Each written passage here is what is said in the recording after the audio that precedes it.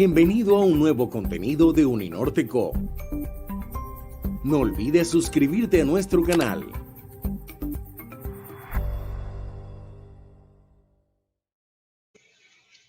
Buenos días para Colombia y América Latina. Buenas tardes para Europa. Bienvenidos a una nueva sesión del seminario Historia y Memoria de Violencias y Conflictos en América Latina, actividad que realizamos en asocio entre el Instituto de Estudios de América Latina y el Caribe de Uninorte, CALAS y Centros para la Paz de Colombia, Colombo Alemán, CAPAS. Hoy tenemos como invitado a un historiador muy reconocido, Rodolfo Ramón de Rut, quien es historiador franco-colombiano, nacido en Cali, Colombia. Su investigación versa sobre historia política y social de América Latina, en particular sobre los siguientes temas: la teología de la liberación, relaciones entre evangelización y mesianismo, guerra y religión, cristianismo y marxismo, Iglesia Católica y Estado colombiano. También se interesó por el tema de las utopías sociales, la enseñanza de la historia y la construcción de identidades nacionales en América Latina. En las décadas de 1960 y 70 obtuvo su licenciatura en Filosofía y Letras y su maestría en Teología en la Pontificia Universidad Javeriana de Bogotá. Fue profesor de Epistemología de Historia e Historia de la Iglesia Católica en América Latina. De 1962 a 1981 formó parte de la Compañía de Jesús en Colombia. De 1975 a 1989, también formó parte del CEILA, Comisión para el Estudio de la Historia de las Iglesias en América Latina y el Caribe. Fue coordinador para Colombia y Venezuela y durante 10 años fue miembro de su junta directiva. En 1981, bajo la dirección de Émile Poilet, se doctoró en Ciencias Sociales de las Religiones en la Escuela de Altos Estudios y Ciencias Sociales de París. En 1988 inició su carrera académica en Francia, en la Universidad de Toulouse Jean Jaurès, entonces conocida como la Universidad de Toulouse de Mirail. En 1992 obtuvo allí su doctorado en estudios sobre América Latina.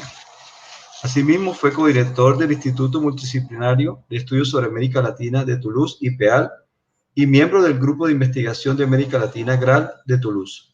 Actualmente es profesor emérito de Civilización Hispanoamericana en la Universidad de Toulouse Jean Jaurès. El profesor de Rut ha participado en más de 25 trabajos colectivos, entre los cuales podemos destacar Historia General de la Iglesia en América Latina, Modernidad Religiosa en Perspectiva Comparada, Historia de la Humanidad de la UNESCO, Diccionario de Américas y Diccionario Histórico de la Teología de la Liberación. También en revistas académicas, ha formado parte en más de 5 en su comité editorial. El título de su conferencia de hoy, con lo cual estamos muy complacidos de que regrese a Uninorte, es Religión y Revolución, Teología de la Liberación, Surgimiento, Auge, Crisis y Perspectiva de una Utopía. Bienvenido, profesor de Rut.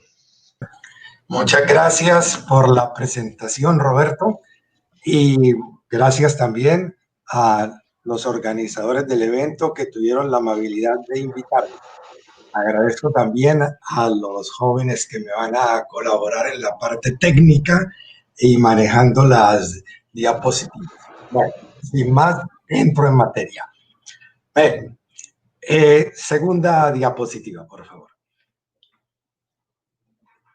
En el 2017, es decir, recientemente, se publicó un diccionario histórico sobre la teología de la liberación en Francia y en Bélgica. En ese diccionario aparece una lista nominal de 338 obispos, sacerdotes, religiosos, religiosas, agentes de pastoral, en su mayoría católicos, que fueron asesinados en los años 70 y 80 por causa de su compromiso con la justicia social. Todas estas personas estaban muy ligadas a la teología de la liberación. Además de todas estas víctimas, habría que añadir las centenares de personas, ¿no?, que fueron torturadas, encarceladas, exiliadas por causa de su compromiso con los pobres. Todo esto formó parte de una represión orquestada por numerosos regímenes de seguridad nacional que en aquella época, en nombre de la defensa de la civilización occidental y cristiana, buscaron terminar con la opción preferencial por los pobres, opción asumida por un sector mayoritariamente de la Iglesia Católica Latinoamericana que proclamaba la necesidad urgente de cambios sociales radicales en el continente. Precisamente a finales de los años 60 y principios de los años 70 se consolidó un amplio y profundo movimiento de cambio que llevó a numerosos católicos a optar por compromisos políticos religiosos revolucionarios. Ese cambio estuvo asociado al surgimiento de lo que se llamaron comunidades eclesiales de base y a la formulación de una teología de la liberación, que era el cuerpo doctrinal estructurado producido por una élite intelectual que estaba muy vinculada a lo que se va a llamar Iglesia Popular. Las CEP, es decir, las comunidades eclesiales de base, se originaron a finales de los años 1950 y principios de los años 1960 y se originaron en Ciudad de Panamá, y en el Brasil. Ahora, la gran difusión de estas comunidades eclesiales de base fue en el Brasil y se multiplicaron enormemente con el impulso que les dio la Conferencia General del Episcopado Latinoamericano en Medellín en 1968. Estamos celebrando precisamente, hace 2 años se celebraron los 50 años de esta conferencia. Tanto así que ya en 1970 se calculaba que había entre 150.000 y 200.000 comunidades de base. En esas comunidades de base, que fueron animadas por la opción preferencial por los pobres encontraron un espacio de igualdad, de promoción y de dignidad. El método ver, juzgar, actuar fue un instrumento que ayudó a estas comunidades a hacer un nexo entre su fe y la vida. La lectura de la Biblia, hecha por los pobres a la luz de su vida concreta, constituyó un elemento clave en el proceso de toma de conciencia que emprendieron las comunidades eclesiales de base. El uso abundante del libro del Éxodo y de los textos de los profetas bíblicos que claman contra la opresión y la injusticia caló hondo entre personas a las que se les había enseñado que su miserable condición era la voluntad de Dios. Estas pequeñas comunidades de base en barrios populares se convirtieron en una excelente estructura para la introducción y propagación de la teología de la liberación. Esta teología, que va a suscitar tantas polémicas y anatemas, no es pues sino la punta emergente de un iceberg en cuanto que es reflejo y reflexión sobre la praxis de un movimiento amplio y diversificado de renovación religiosa. Por favor, siguiente diapositiva. Entonces ahí, lo que les acabo de decir es reflexión sobre la praxis de un movimiento amplio y diversificado de renovación religiosa, social y política que desborda los límites de la institución eclesiástica y que por lo tanto puede ser llamada cristianismo de la liberación. Los primeros textos claves de esa teología, ustedes los van a tener en 2 años, entre 1971 y 1973. Son los primeros. El primero de ellos, escrito por el sacerdote peruano Gustavo Gutiérrez, que se llama precisamente Teología de la Liberación, Perspectivas. Poco después salió el libro de Hugo Asman, brasilero, Opresión, Liberación, Desafío a los Cristianos. Y en el 72 tienen el libro de Rubén Alves, Cristianismo, Opio o Liberación, otro brasilero, protestante, y Leonardo Boff, un franciscano brasilero. Su libro se tituló Jesucristo el Liberador. Y en el año 73 tienen de nuevo a Hugo Asman, que publica el libro Teología desde la Praxis de la Liberación. Entonces ustedes se dan cuenta ahí cómo va a ser clave ese momento de principios de los años 70 y todo esto bajo el influjo de lo que fue la reunión del episcopado latinoamericano en 1968 en Medellín. Ven también el peso que tiene en este surgimiento de la teología de la liberación el Brasil. De todos estos autores, primeros autores claves, hay 4 brasileros, a ver, 1, 2, 3, 4 brasileros y un peruano. Siguiente diapositiva. Si hubiera que resumir en una sola fórmula el meollo de la teología de la liberación, podríamos utilizar la expresión opción preferencial por los pobres, precisando que para la teología de la liberación, los pobres son los actores de su propia liberación y los sujetos de su propia historia, y no el objeto de una acción caritativa. Los teólogos de la liberación comparten además una eclesiología democrática que cuestiona el poder clerical y concibe a la Iglesia como un pueblo de Dios que debe constituirse a partir de la base. De ahí la importancia que adquirieron las comunidades eclesiales de base.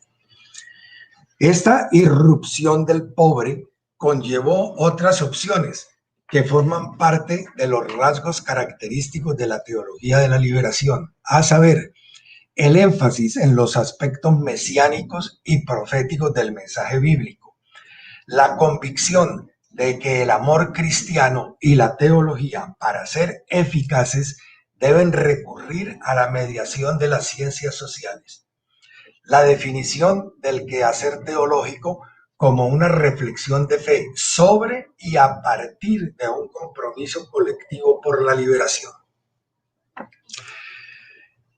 Teología del compromiso.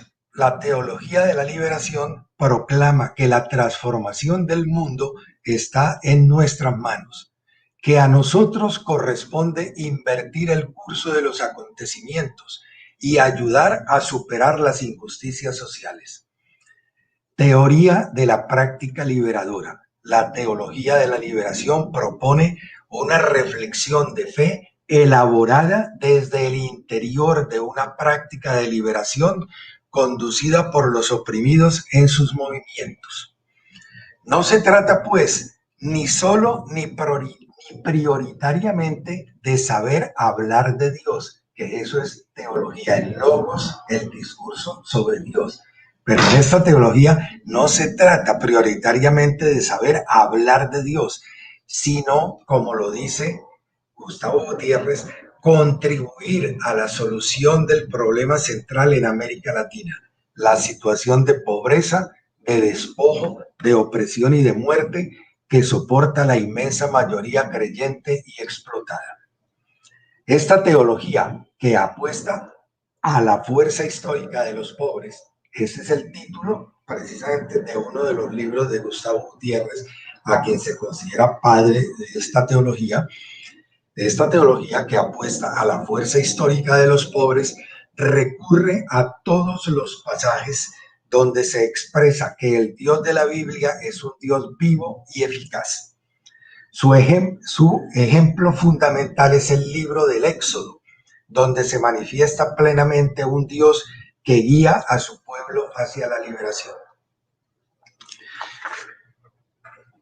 Si el Éxodo es el prototipo del proceso de liberación, el concepto central en la teología de la liberación es el reino de Dios. Aun admitiendo que en la historia presente no se alcanza la plenitud del reino de Dios, cualquier teólogo de la liberación insiste en la necesidad de empezar a construir ese reino aquí y ahora, y afirma que el reino de Dios ni es meramente espiritual, ni se confunde con la iglesia, que es simplemente servidora de ese reino.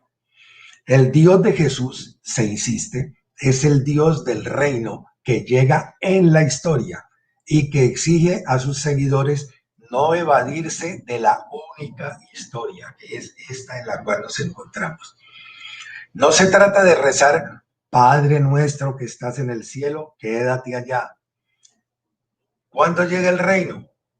Se responde como lo hizo Jesús. El reino de Dios ya está en medio de vosotros. ¿Quiénes son los privilegiados del reino? Los pobres. No los pobres de espíritu, sino los pobres reales, los despojados y oprimidos por un sistema social injusto. Teología comprometida, histórica, profética y práctica, no acto de fe, sino fe en acto, menos preocupada por la ortodoxia que por la ortopraxis.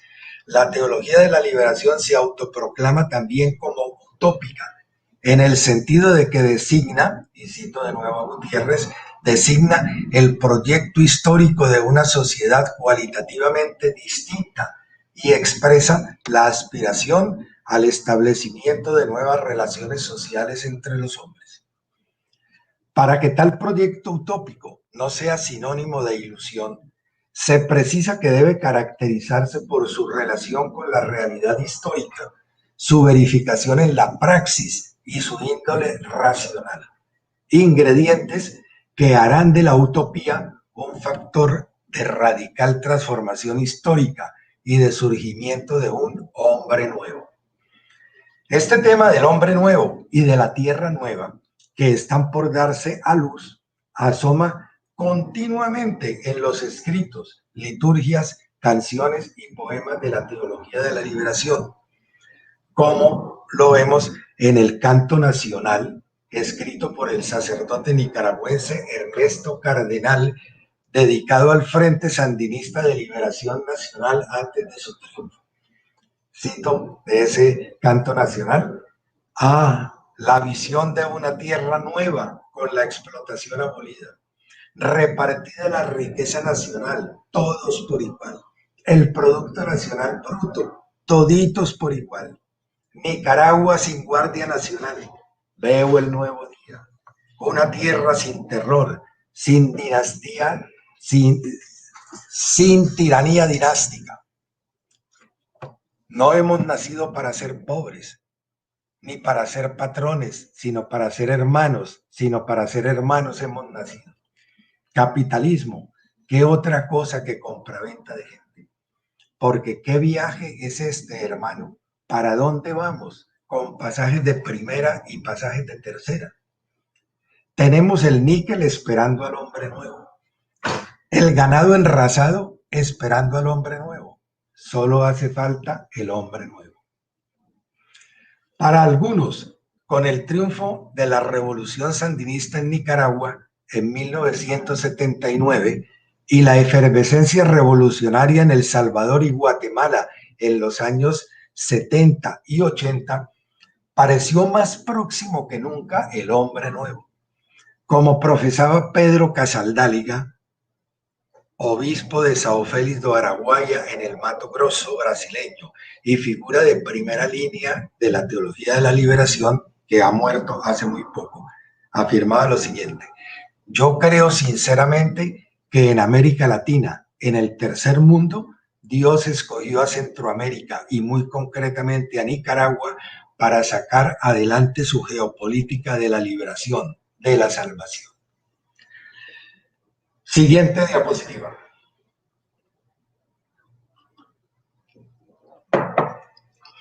¿Cómo nos podemos explicar esta praxis revolucionaria dentro de una iglesia que por lo general había jugado un papel legitimador del orden establecido?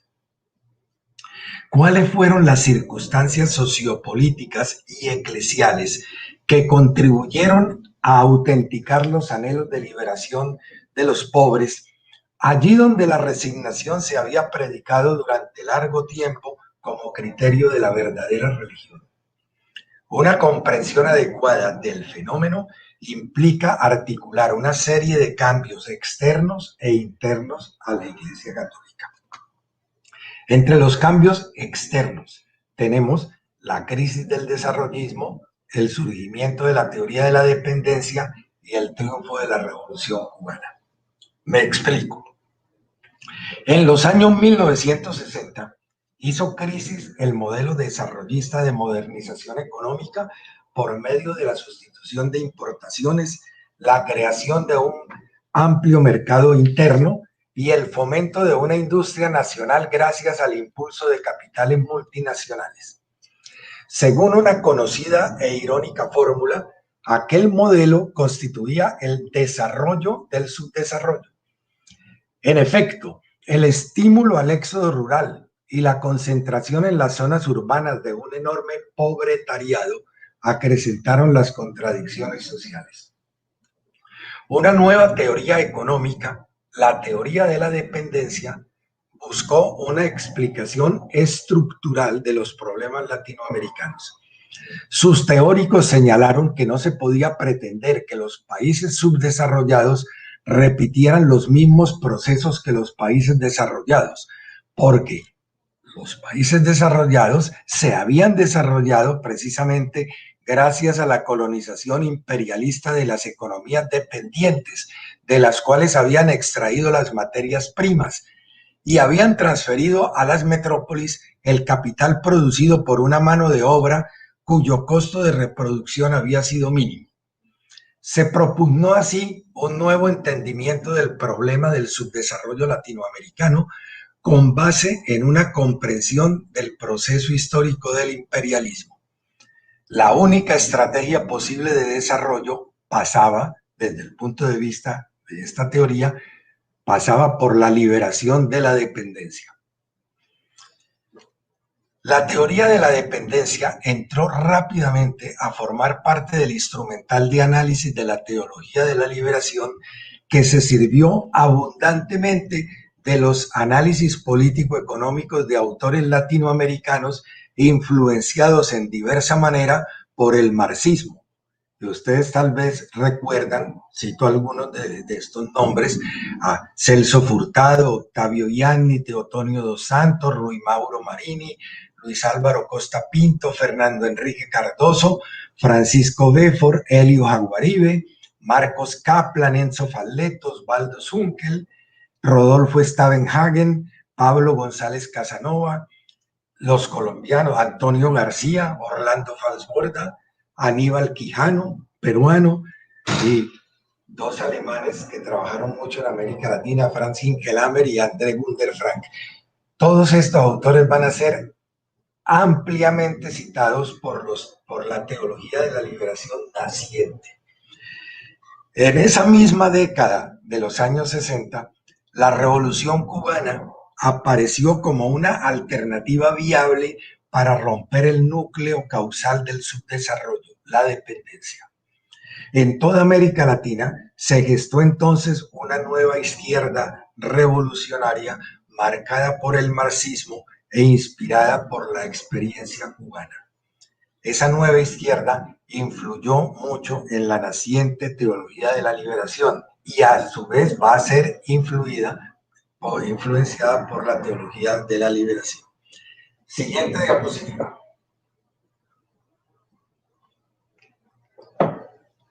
Bueno, fíjense, hay una conjunción, entonces acaba de explicar, entre circunstancias extraeclesiales y circunstancias eclesiales que van a favorecer esta eclosión de la teología de la liberación. En el campo católico, ¿qué va a suceder?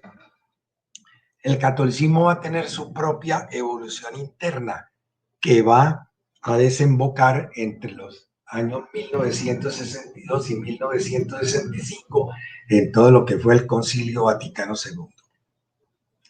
El Concilio Vaticano II sufrió una relectura a partir de la situación que se estaba viviendo en América Latina. Esa relectura del Vaticano II se hizo en la segunda conferencia episcopal latinoamericana celebrada en Medellín en 1968. Esa conferencia va a ser un acontecimiento clave en toda la transformación de un sector del catolicismo latinoamericano.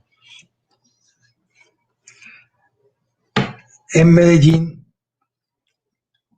lo que voy a citar todo está en el documento final de esa conferencia de Medellín. Todos los conceptos que enseguida menciono son tomados de ese documento final de Medellín. En Medellín, los obispos hicieron el diagnóstico sombrío de un continente víctima del neocolonialismo. Palabras de los obispos.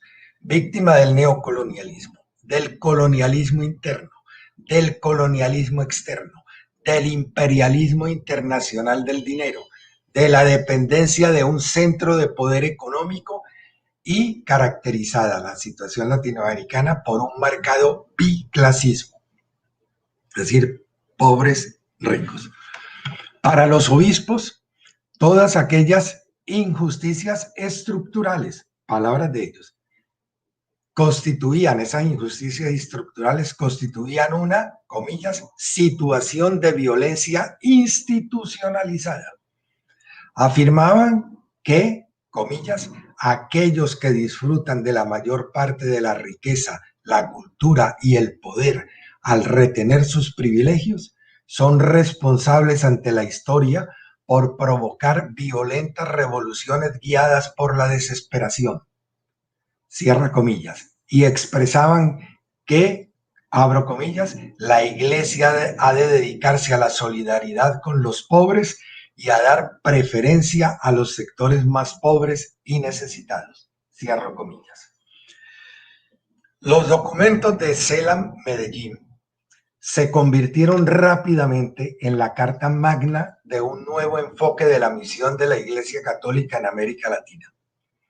A partir de aquel momento, numerosos sacerdotes, religiosos, religiosas y militantes católicos comenzaron a participar de manera creciente en huelgas, concentraciones, marchas de protesta popular, en la invasión de latifundios inexplotados y de terrenos urbanos dedicados a la especulación.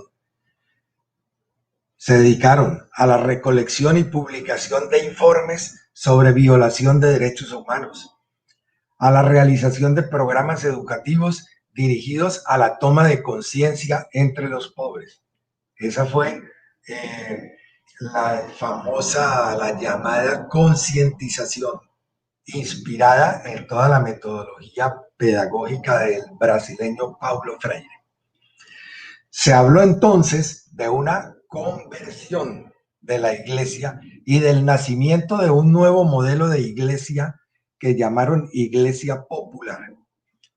Iglesia Popular, que abandonaba la ilusión de cumplir el proceso de evangelización a través del Estado y trataba de colocar definitivamente a la iglesia en alianza con lo que se llamó entonces los oprimidos.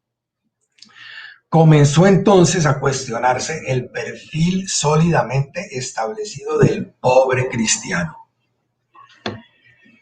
Es decir, ¿a quién se consideraba pobre entre los cristianos? Pobre cristiano. Es decir, a alguien que aceptaba alegremente su condición y sabía guardar su lugar en la sociedad, que trabajaba honestamente sin envidiar los símbolos de prestigio de los ricos, que era fiel a su patrón y cumplía los mandamientos de Dios y de la iglesia. Si era cierto que siempre había habido cristianos entre los pobres y con los pobres, se trataba normalmente de ir a ellos en una actitud misionera, proselitista y paternalista. Ahora, del estadio del compartir con los pobres, se pasaba a descubrir en el pobre al explotado y al oprimido. De la identificación con el pobre se iba a la identificación con la lucha de los oprimidos contra los opresores. El pobre empezaba a ser visto como clase social y la sociedad a ser considerada como un campo de lucha de clases. El compromiso religioso se entendía contemporáneamente como compromiso político, descubriéndose y valorizándose el papel de las organizaciones populares y de los partidos de orientación marxista. En articulación con esa llamada Iglesia Popular, se crearon desde finales de los años 1960 varios grupos sacerdotales de izquierda. Los más famosos fueron Sacerdotes por el Tercer Mundo en Argentina, ONIS, que es Oficina Nacional de Información Social, ONIS en el Perú. En Colombia, el grupo de Golconda y después el grupo de SAL, Sacerdotes para América Latina. En México, Sacerdotes por el Pueblo. En Chile, un grupo que se llamó Los 80. Además, hay que tener en cuenta la contribución de muchas personas que habían estado vinculadas a la Juventud Obrera Católica, la JOC, la Juventud Estudiantil Católica, JEC, la Juventud Universitaria Católica, JUC, y la contribución de muchos sacerdotes religiosos y religiosas extranjeros.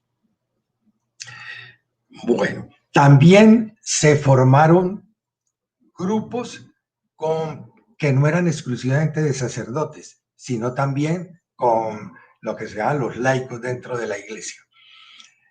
Fue el caso de numerosos grupos de cristianos por el socialismo, cuyo primer encuentro latinoamericano se realizó en Santiago de Chile, donde se reunieron más de 400 participantes en abril de 1972, en pleno gobierno socialista de Salvador Allende. Entonces está ahí. ¿Cómo ahora se va a entender mejor el papel de la teología de la liberación? Como instancia teórica de todo este proceso de constitución de una iglesia popular, comenzó a explicitarse la teología de la liberación. En ese caminar desde el Valle de Lágrimas hacia la Tierra Prometida, como se titula un libro de Leonardo Boff, los teólogos de la liberación se autocomprendieron como escuela de profetas, anunciadores de un momento decisivo en la historia que tenía lugar ese momento en América Latina. Allí, decían ellos, estaba en curso el paso de una sociedad capitalista de explotación a una sociedad socialista, justa y fraterna. Allí se elaboraba la primera teología desde la periferia, desde la chusma del mundo. Allí les era dado a los cristianos anunciar más claramente la liberación escatológica. Siguiente diapositiva.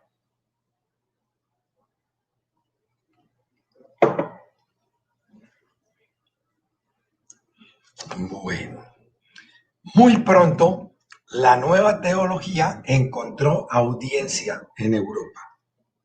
Allá, un primer e importante encuentro se realizó en julio de 1972 en el Escorial, España. Fíjense, los primeros libros se habían publicado, el primero en 1971, los dos, el de Gutiérrez y el de Assmann. En el 72 ya se publicó el de Boff, Leonardo Boff. En julio del 72 ya había Congreso Internacional de esta teología en España.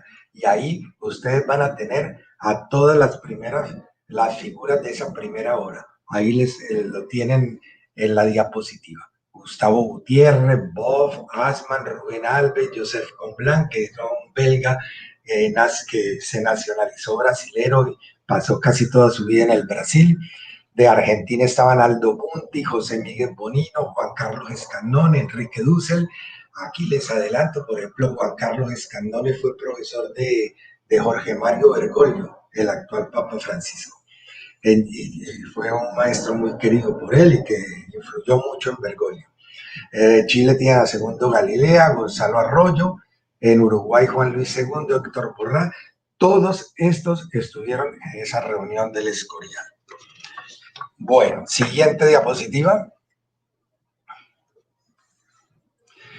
Después de aquel encuentro del Escorial, se van a realizar otras importantes reuniones internacionales de teología de la liberación, y ustedes se darán cuenta por las reuniones internacionales cómo el momento de auge de esta teología va a ser la década de los 70 y la década de los 80. Van a tener la difusión, miren, en el 75, reunión en México, otro Congreso Internacional de Teología de la Liberación en Detroit, después en el 76 en Dar es Salaam, en Tanzania, que esto se va a difundir también por el África. En el 77 tienen uno en México, otro en Accra, en África, en Ghana, y de nuevo otro en Detroit. En el 79, congreso en Guenapuna, en Sri Lanka. También en el Asia va a haber una cierta difusión de esta teología. En el 80 lo tienen en Sao Paulo, Brasil. En el 81 en Nueva Delhi, en India. En el 86 en México, en Huastepec. Y de nuevo en el 92 va a haber un gran congreso para hacer el balance de 20 años de teología de la liberación. Pero ya en ese momento, en el 92, la teología de la liberación ha entrado en crisis, de la cual hablaremos más tarde. A pesar de circunstancias adversas, de las cuales hablaré a continuación, ustedes ven cómo en los años 70 se consolidó la difusión de esta teología a escala continental e internacional, gracias a una amplia red de casas editoriales, revistas, centros de formación teológica y pastoral, grupos de investigación y de trabajo social. Entre 1968 y 1972, durante los 4 años que siguieron a la reunión de Medellín, del Episcopado de Medellín, a través de los institutos de liturgia, de catequesis y de pastoral que tenía el CELAM, es decir, el Consejo Episcopal Latinoamericano, tenía estos institutos en Medellín, en Quito, en Manizales y en Santiago de Chile. Y ahí iban sacerdotes, religiosos, religiosas, agentes de pastoral de todo el continente a formarse. En esos institutos del CELAM enseñaron muchos de los teólogos de la liberación en los 4 años que van del 68 al 72 y lograron transmitir sus ideas y difundir su mensaje a través de toda América Latina gracias a todos esos discípulos que habían tenido en esos institutos. Por otra parte, a mediados de los años 70 creció el grupo de teólogos de la liberación con la llegada de una segunda generación de teólogos del movimiento, entre los que destacaron y destacan todavía Clodovis Boff, José Óscar Beoso, João Batista Libanio, Frei Beto. Todo esto eran brasileros, los chilenos Pablo Richard y Diego Irarrázaval, y mexicanos como Raúl Vidales, Carlos Bravo, Elsa Tames, que va a ser una de las pioneras de la teología feminista de la liberación, y un par de españoles nacionalizados salvadoreños, que son Ignacio Ellacuría, al cual asesinaron los militares en El Salvador, y John Sobrino. Siguiente diapositiva.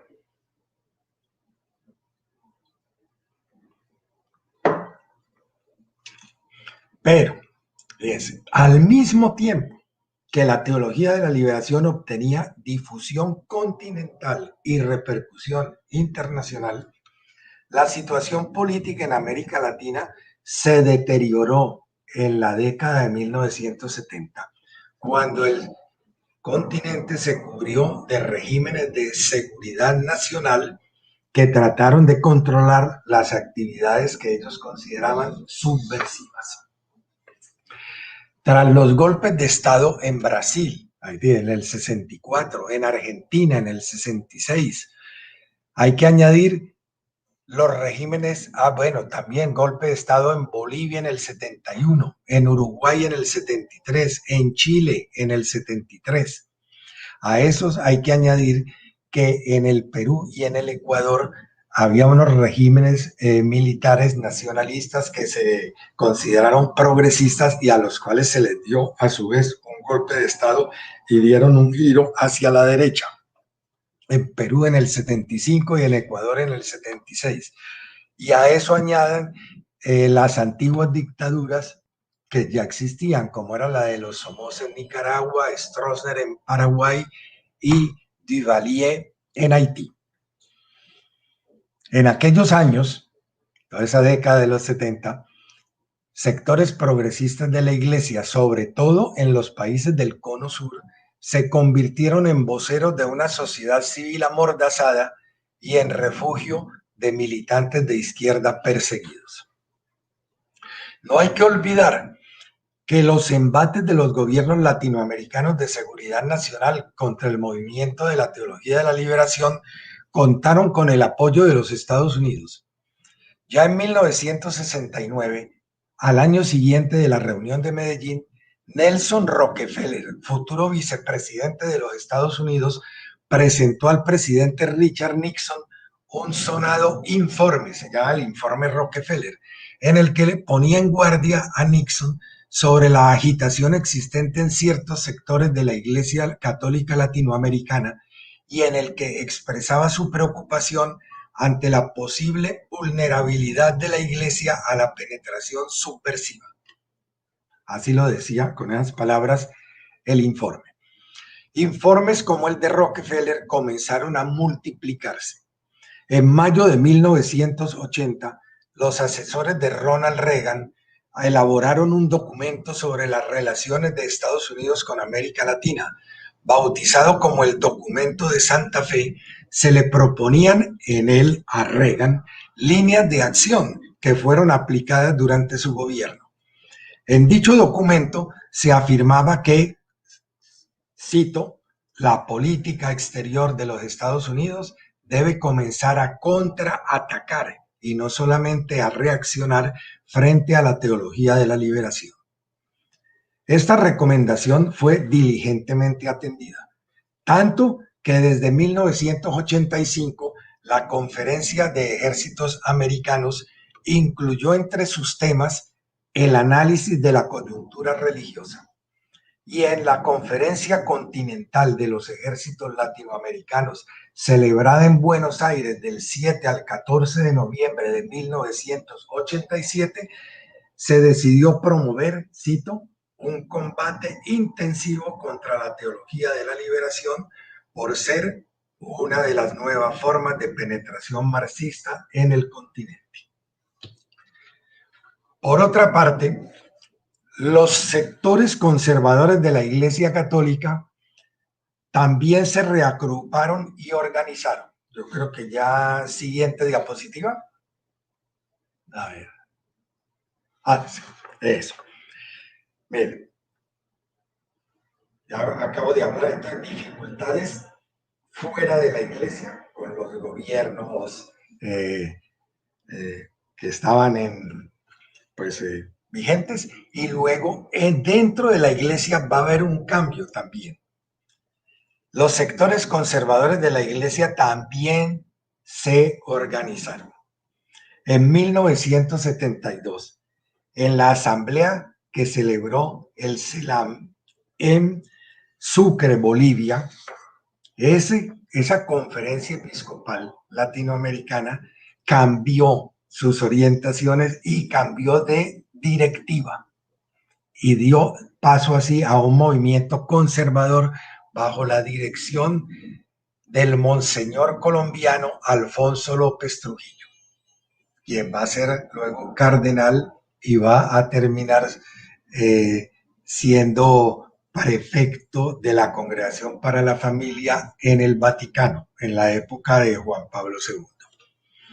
Desde el CELAM comenzó entonces una campaña contra dos realidades que habían recibido un apoyo importante en la reunión del episcopado latinoamericano 4 años antes en Medellín. En el campo pastoral, un control de las comunidades eclesiales de base. Y en el campo teológico, un combate contra la teología de la liberación. A pesar de todo, en la década de los 80, la teología de la liberación se fortaleció en Centroamérica, donde sus simpatizantes tuvieron una participación importante en las luchas políticas en El Salvador entre 1977 y 1992, y en Nicaragua, donde colaboraron estrechamente con el gobierno sandinista entre 1979 y 1990. Recuerden que en ese gobierno sandinista hubo hasta 4 ministros, sacerdotes, militantes dentro de la teología de la liberación. Uno de ellos, Ernesto Cardenal, ministro de la Cultura, del cual cité ese canto nacional. A ver, creo que ya siguiente, vamos a decir a las... No, perdón, bien puedas echar para atrás eso.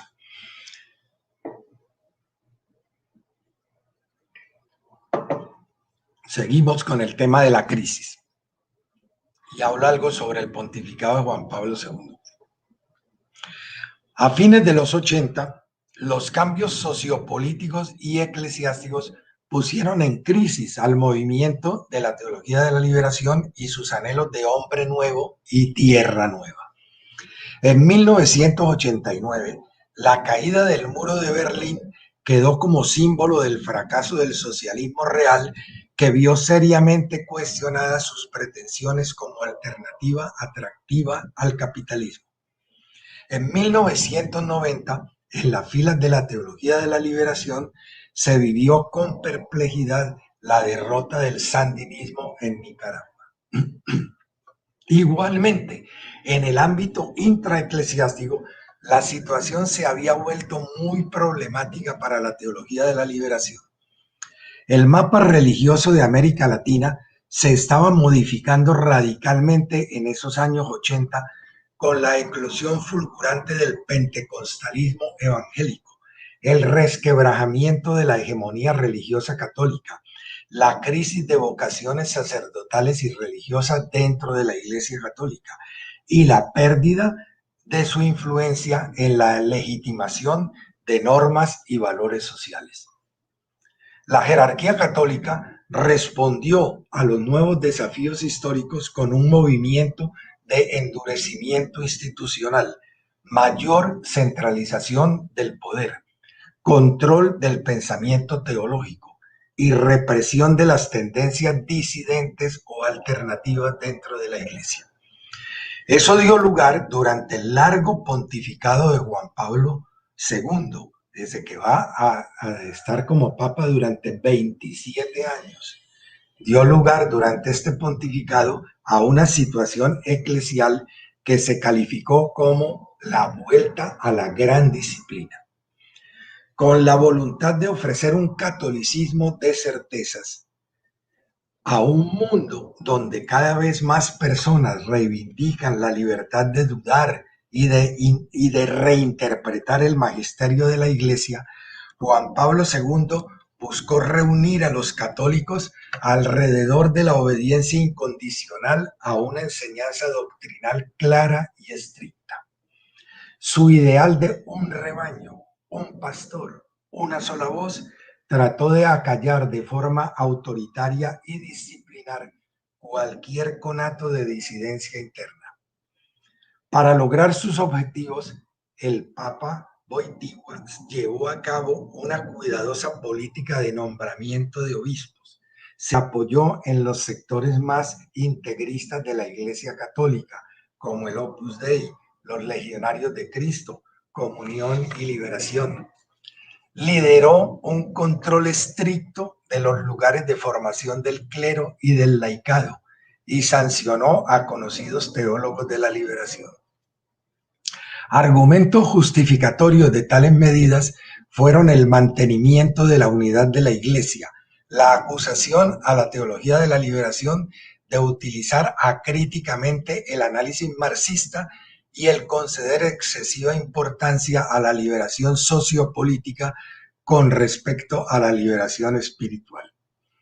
En ese crítico contexto, tanto político como eclesiástico, muchos se preguntaron si la teología de la liberación tenía todavía algún futuro, y muchos también la dieron por muerta.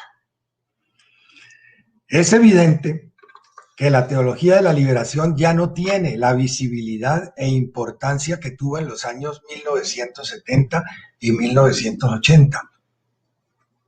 En la lucha, importancia que tuvo en la lucha por los derechos humanos, contra el capitalismo salvaje y por el cambio dentro de la Iglesia Católica en favor de una mayor creatividad pastoral y de una opción por los pobres para hacerlos bajar de la cruz y no para consolarlos en ella.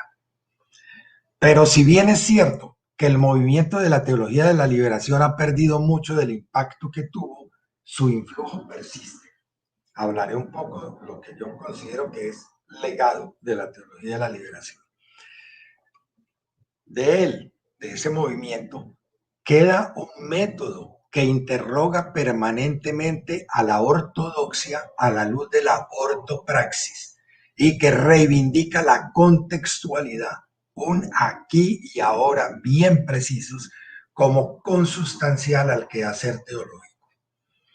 Queda también la insistencia en la necesidad de un compromiso ético-político para hacer verdadera la fe, rompiendo así con un tradicional conservatismo social avalado por una aceptación providencialista de las injusticias.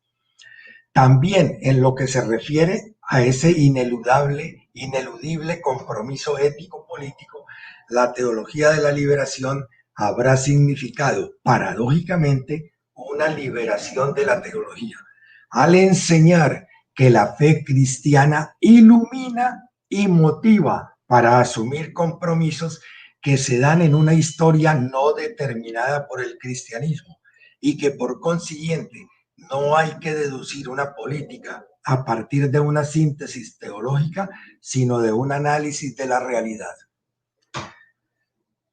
A ver, un poquito de agua. Dejando a un lado la perspectiva teológica y adoptando un punto de vista puramente sociopolítico, me parece indudable que quien estudia lo acontecido en América Latina en el último tercio del siglo XX se encuentra con la teología de la liberación como un factor importante de lo que se llamó concientización, organización y movilización de las masas, a través del desarrollo de organizaciones populares y la formación de centenares de líderes sociales a todo lo largo y ancho del continente. Además, la teología de la liberación confirió a las luchas populares nobleza religiosa y aura de eternidad al insistir en que la causa de la vida, de la justicia y de la libertad son la causa de Dios. Por otra parte, en un mundo en el que asistimos al triunfo de un implacable libre mercado, a la exaltación del más fuerte y a la apología de una despiadada competitividad individual y colectiva, la teología de la liberación aparece más que nunca como un movimiento utópico, al afirmar que el futuro humano pasa por la liberación de los oprimidos y que hay que continuar compartiendo sus luchas y esperanzas. Sin duda, el soñado hombre nuevo está en cuarentena, pero también es cierto que no se han superado las terribles desigualdades que nutrieron muchas ilusiones, ni han desaparecido para la humanidad sufriente los sueños de tierras nuevas donde reinará la igualdad y no habrá más frustraciones. Los invitados a la nueva utopía del banquete neoliberal son muy pocos y la fiesta se celebra en una tierra cada vez más arrasada y en peligro. Por eso, 50 años después de su nacimiento, la teología de la liberación prosigue su camino, así sea discretamente y diversificada. El legado del que hemos hablado no es, pues, la herencia de un muerto.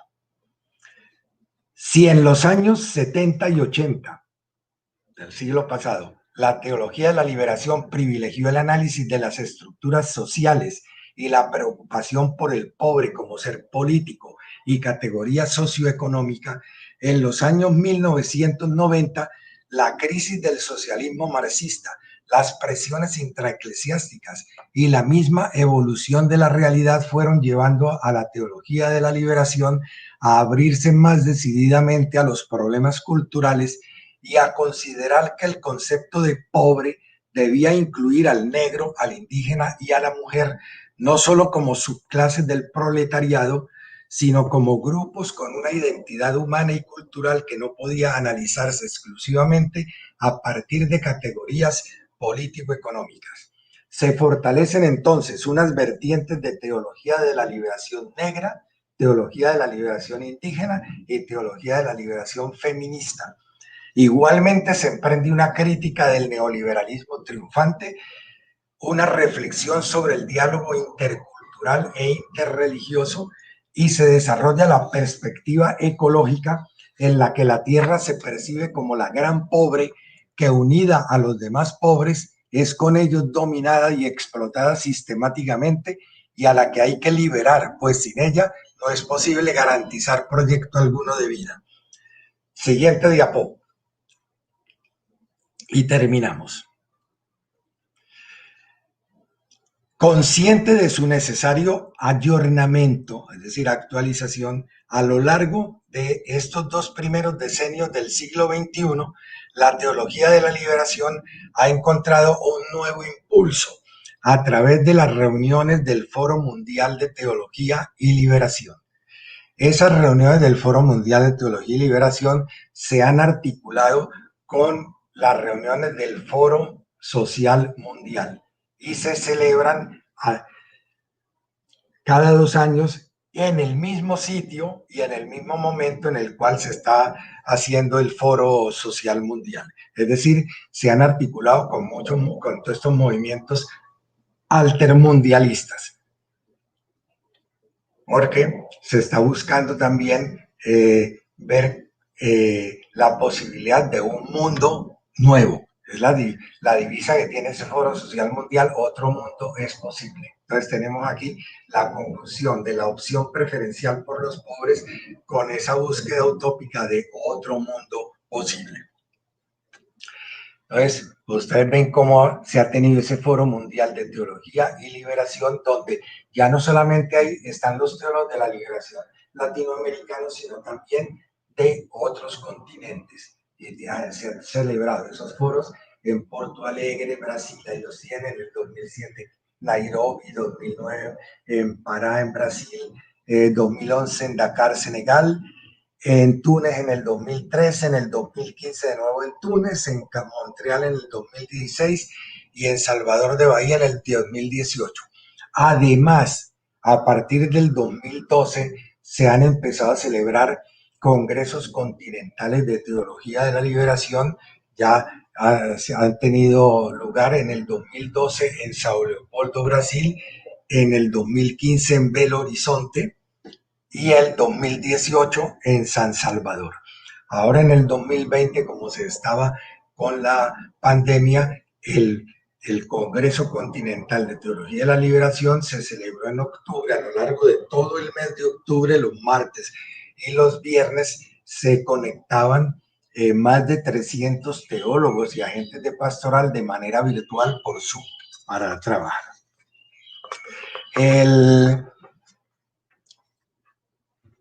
En el 2018, bueno, ya termino, también para celebrar los 50 años de Medellín se celebraron muchos congresos en distintas partes del mundo. Personalmente yo participé en la Universidad de Namur, que es de los jesuitas, en el 2018, para una relectura pues de cuál había sido el influjo y cuáles eran los desafíos actuales de Medellín, y luego hubo otro en octubre del 2018 en la Facultad de Teología de los Jesuitas en París, donde hubo más de 100 teólogos latinoamericanos y franceses y agentes de pastoral, donde reflexionaban sobre el mensaje de Medellín y sobre cómo el Papa Francisco ha renovado ese mensaje de Medellín. Pues, ironías de la historia, Jorge Mario Bergoglio está muy influenciado por la teología del pueblo, vertiente argentina de la teología de la liberación, con la que comparte el principio fundamental de la opción preferencial por los pobres. No es pues de extrañar que los teólogos de la liberación hayan encontrado en el Vaticano un ambiente más favorable desde el nombramiento del Papa Francisco en 2013.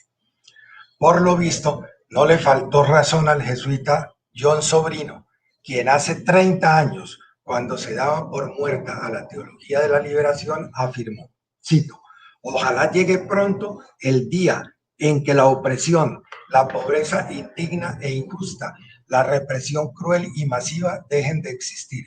Ese día la teología de la liberación será obsoleta. Mientras tanto, permanece necesaria y urgente. Hasta ahí sobrio. Sin duda, comento yo, todo lo que nace algún día perece, pero no parece que vayamos a celebrar muy pronto las obsequias de la teología de la liberación. Muchas gracias.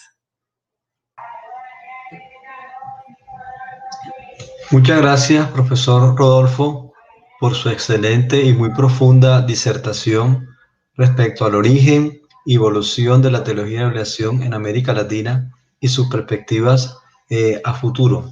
A propósito, entonces, tenemos algunas preguntas que quisiera dirigirle de parte del público. La primera es cómo entender el papel antagónico de la Iglesia, de la Iglesia Católica en el surgimiento de la violencia en Colombia, esto por su apoyo o alineación a intereses terratenientes. ¿Esta teoría de la liberación tuvo en Colombia al menos un poco de aceptación? Bueno, en Colombia. Mira, Colombia es un caso muy particular, porque cuando se tuvo la reunión del CELAM Medellín, el episcopado colombiano sacó un contradocumento diciendo que todo eso que se estaba diciendo ahí podría ser muy aplicarse tal vez para otros lados de América Latina, pero no en Colombia. Entonces los obispos en Colombia desde un primer momento fueron contrarios a todo este movimiento que impulsó el CELAM Medellín. No es un azar que toda esa contraofensiva contra la teología de la liberación va a ser orquestada por un monseñor colombiano, Cardenal Alfonso López Trujillo, que fue arzobispo auxiliar de Bogotá, luego fue arzobispo de Medellín. Ahora bien, en Colombia va a haber grupos de teología de la liberación, entre otros el grupo de Golconda, que surgió en 1968 y son los sucesores de Camilo Torres. Y después de Golconda, a Golconda le dieron bastante duro. Solamente había dos obispos más o menos simpatizantes con todo esto, que era el obispo Raúl Zambrano Camader de Zipaquirá, que trabajó en las procesos de reforma agraria y se mató en un accidente de avioneta o de helicóptero. Y el otro era el monseñor Valencia Cano, el obispo de Buenaventura, que también, como cosa curiosa, se murió en esos mismos años en otro accidente de aviación, otra avioneta, o era avioneta o un helicóptero. Pero después de Golconda va a haber un grupo de sacerdotes que se llamó SAL, Sacerdotes para América Latina, muy comprometidos con todo esto. Y va a haber grupos de religiosas y de religiosos que van a trabajar en las comunidades eclesiásticas de base. Ahora, dentro de todos estos grupos, mire, a mí me consta que en aquellos años había grupos muy activos, son pequeños, eran minoritarios, es cierto, dentro de la Iglesia Católica, pero fueron muy activos. Había varios trabajando en lo que es el CINEP, el Centro de Investigación y Educación Popular, que tiene muchas publicaciones en Colombia y es bien conocido. Mucho trabajo en cuestiones de defensa de los derechos humanos.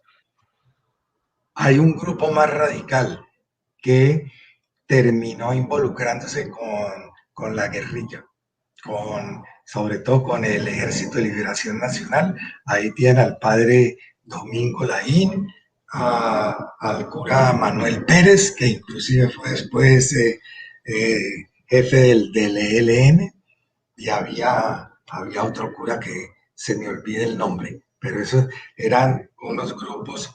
Dentro de la teología de la liberación va a haber una discusión también muy grande con respecto al tema de la violencia y del uso de la violencia, pero no sé si eso va a haber probablemente una pregunta posterior sobre ese asunto. Sobre Colombia ya lo dije, pero en Colombia fue supremamente complicado. Miren, les doy esta anécdota personal. En el año 1977, un grupo de seminaristas, de estudiantes de teología, de los claretianos, los redentoristas y los escolapios, 13 congregaciones religiosas, querían tener una cierta formación en cuestiones de teología de la liberación y tuvieron que armar una facultad de teología clandestina. Yo participé en esa como profesor de historia de la iglesia y todo era clandestino, ¿no? Porque se dijo, si los obispos se llegan a dar cuenta, cierran esto. Y así pasó. En el año 78 se terminaron dando cuenta de que esto existía. Nos reuníamos totalmente en secreto para dar las clases, ¿no? Y tan pronto lo supieron, el arzobispo de Bogotá, Aníbal Muñoz Duque, hizo cerrar esa facultad de teología. Una segunda pregunta, Rodolfo. Muchas gracias.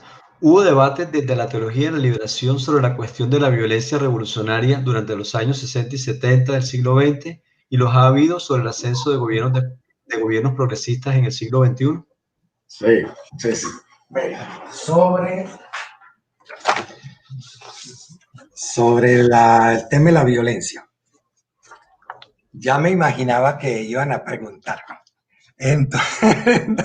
Entonces, para ser muy preciso, porque es un tema supremamente amplio, ¿no? Y complicado, redacté estas líneas. No ha sido homogénea la respuesta de los teólogos de la liberación a la pregunta sobre la legitimidad del empleo de la violencia con fines revolucionarios. No fue homogénea. Había una ala más radical que no tenía problema en recurrir a la lucha guerrillera, pero no fue el caso de la mayoría de los teólogos. Hay, sin embargo, ciertas perspectivas comunes al respecto sobre el tema del uso de la violencia. La liberación de los pobres y de los oprimidos no debe hacerse a priori por medios violentos. Eso fue un consenso común, que de entrada no es que se diga hay que hacer esto, el cambio por medios violentos.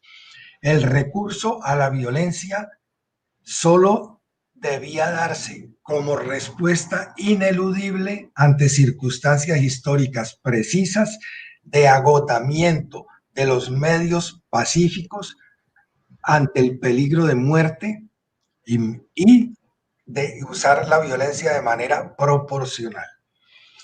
No olvidan tampoco los teólogos de la liberación que en la tradición eclesial católica hay una larga teorización de la guerra justa, en la que no hay una condena absoluta de la violencia. Lo que se condena es la violencia injusta o desproporcionada. Y también subrayan los teólogos de la liberación que la paz no es la simple ausencia de guerra, sino que la paz implica una relación dialéctica con la justicia. Sin justicia no hay paz, sino coerción. Ahora, fíjese, hubo un recurso muy claro a toda la discusión clásica de siglos dentro de la Iglesia Católica sobre la guerra justa. Inclusive, ustedes tienen en Colombia el caso de Camilo Torres. Camilo Torres, que es una especie de precursor de la teología de la liberación, porque a Camilo lo matan antes de que la teología de la liberación hubiera surgido. Pero se considera un precursor. Camilo Torres decía que todo eso era una guerra de defensa, que dentro de la tradición de la guerra justa uno tiene la posibilidad, la legitimidad de defenderse. Entonces él veía todo esto como los oprimidos en una situación de peligro de muerte y de opresión, y decía, tienen todo derecho de defenderse. Entonces es una guerra, un recurso a la violencia en última instancia. Muchas gracias. Hay varias preguntas y muy interesantes. Una es, ¿existen estudios sobre la actuación y presencia histórica de la Juventud Obrera Católica en América Latina y el Caribe? Sí, hay bastantes de la Juventud Obrera Católica. Miren, bastaría con que fueran a mirar la historia general de la Iglesia Católica en América Latina. Son 10 volúmenes que coordinó Enrique Dussel, pero hay por países, y en todos esos volúmenes ustedes encontrarán el tema de la Juventud Obrera Católica, lo mismo de la Juventud Universitaria Católica. Y entre otras cosas, me parece muy interesante que hayan hecho esa pregunta. Miren, muchos, pero digo yo, es mucho, o la mayoría de los teólogos de la liberación de esos años 70 habían sido asesores de la Juventud Obrera Católica o de la Juventud Universitaria Católica o de la Juventud Estudiantil Católica. Entre otras, hablábamos ahora de Camilo Torres.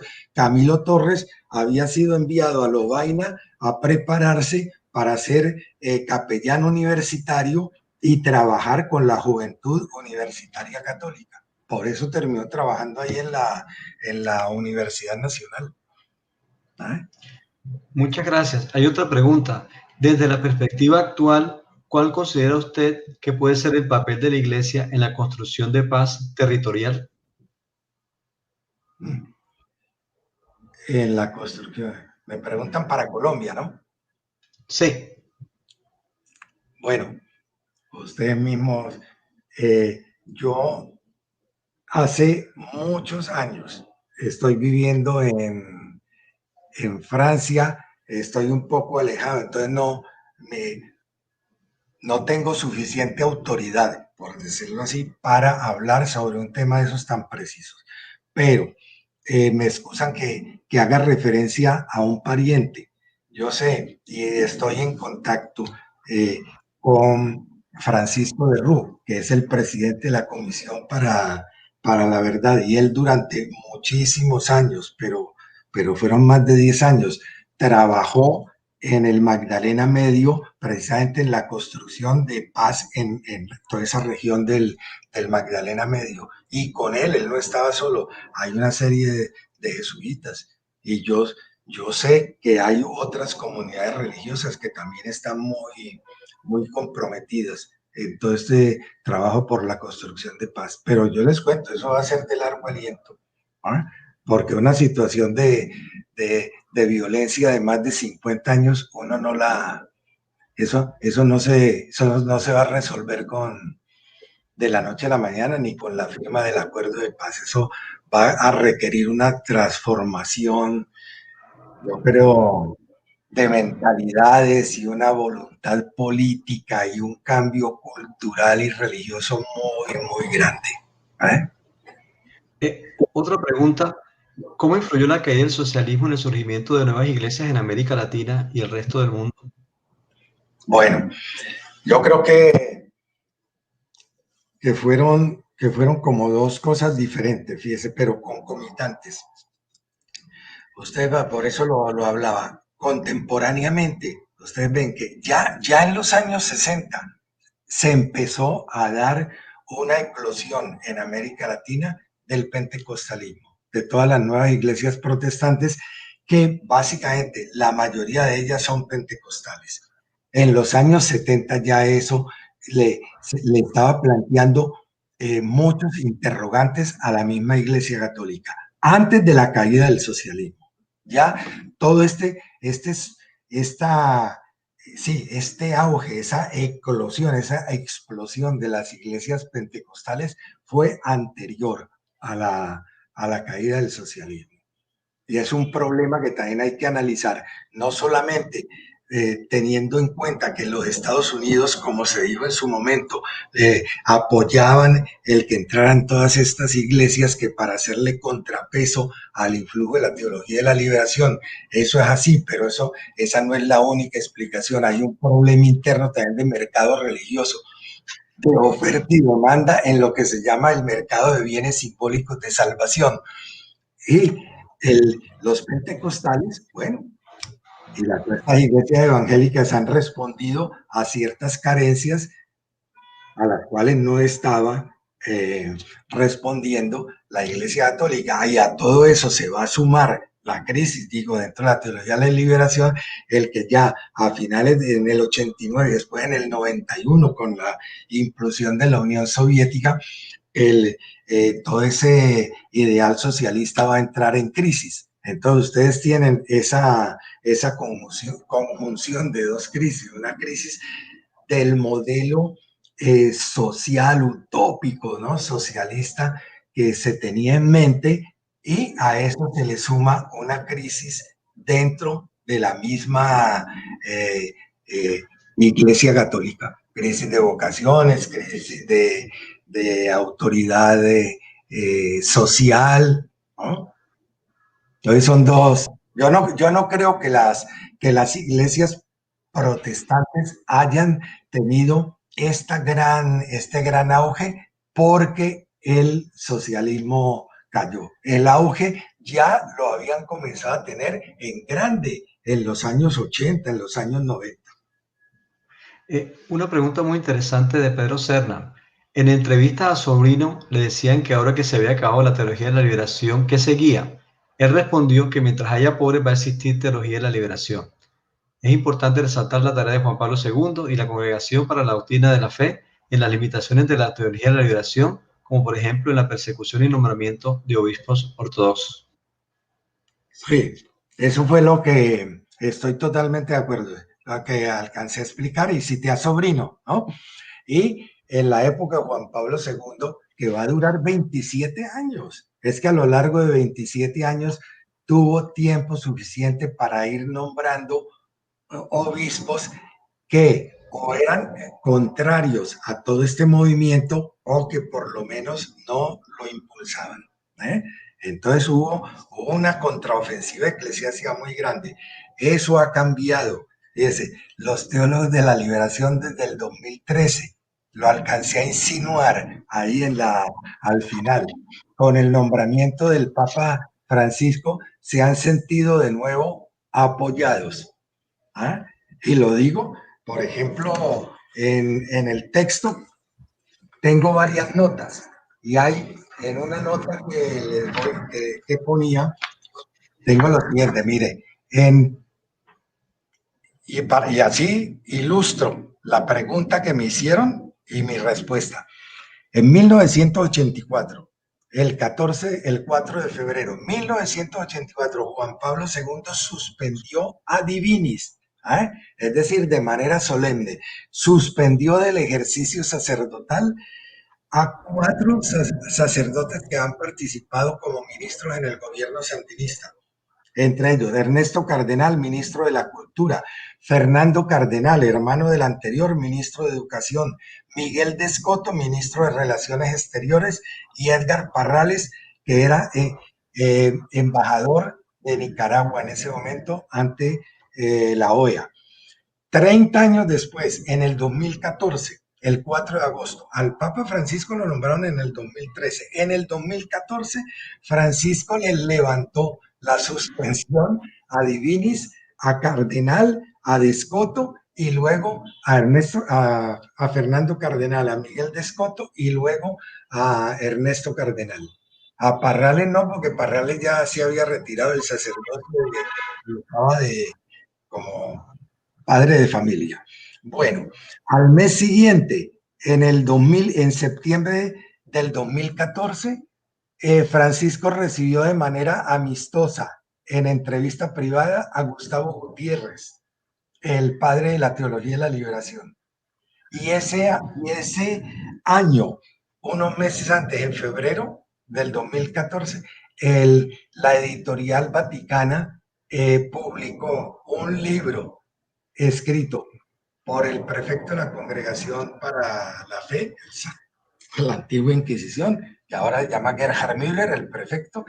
El libro estaba publicado en compañía con Gustavo Gutiérrez, y se llama, es sobre la pobreza, ¿no? Pobre para los pobres, la misión de la iglesia, pobre para los pobres. Miren, editado ahora por la Editorial Vaticana y con el prefacio hecho por Bergoglio, por el Papa Francisco. Bueno, otra, cosas simbólicas. El 5 de mayo del 2015, el Francisco beatificó a Óscar Arnulfo Romero, él que es una de las grandes figuras de la teología de la liberación, que fue arzobispo de San Salvador y al cual los militares lo mataron celebrando misa. Y Óscar Arnulfo Romero, durante la época de Juan Pablo II y también del cardenal Ratzinger de Benedicto XVI, había sido visto con mucha suspicacia. Y ustedes tienen también, como ahora, muchos de estos teólogos de la liberación, como Bofo y bueno, ya Cintia Gutiérrez, le escriben al Papa, reciben sus mensajes, etcétera. Y lo otro, lo que yo decía, es que cambió el ambiente, porque entre otras cosas, el Papa Francisco está muy influenciado por lo que se llamó la teología del pueblo, que es la vertiente argentina de la teología de la liberación. Rodolfo, una última pregunta, para no abusar de tu generosidad. Pregunta Lorena Murcia. Si se puede profundizar sobre el papel y participación de las mujeres en la teología de la liberación, ¿cuál fue su impacto y quiénes han abordado esta relación y desde qué lugar? Bueno, miren, uno de los mea culpa de la primera teología de la liberación es precisamente el haber sido todavía una teología hecha básicamente por hombres y todavía sin toda esa perspectiva feminista. Lo mismo pasó bueno, es el tema del género, de la etnia, porque en los años 70 eso no se planteaba. Lo mismo que el problema ecológico. Y uno de los cambios que hay con respecto a la teología de la liberación de los primeros 20 años de este siglo XXI es el papel que ha tomado esta teología feminista de la liberación, teología negra, teología indígena y el tema ecológico. Sobre el tema de la teología feminista, en el escrito que van a publicar hay varias referencias bibliográficas, pues yo se lo digo de una vez a la interesada. Miren, hay unas figuras claves dentro de esta teología feminista de la liberación que hace una crítica muy seria sobre el patriarcado, sobre una teología tradicional que ha sido patriarcal, hecha por hombres, y donde en la institución eclesiástica las mujeres todavía, aunque no tienen poder, porque es una institución eclesiástica masculina, ¿no? A pesar de que las mujeres son más de la mitad del pueblo creyente y tienen un trabajo clave en todo lo que es no solo la transmisión de la fe, sino de las obras sociales de la iglesia.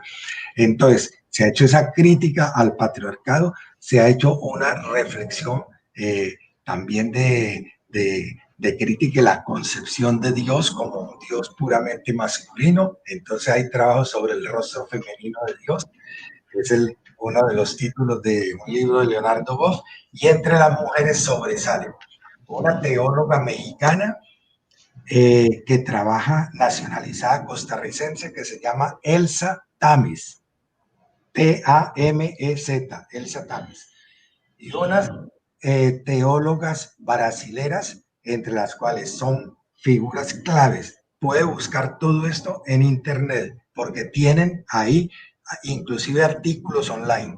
Ivone Guevara con B larga, una teóloga brasilera. Otra teóloga brasilera que ha muerto hace unas semanas, muy buena, que se llama Ana María Tepedino. Ana María Tepedino. Y Elsa Tamez, Ivone Guevara, Ana María Tepedino. Y bueno, ya con estas usted se va orientando, pero hay un desarrollo serio sobre la teología feminista de la liberación.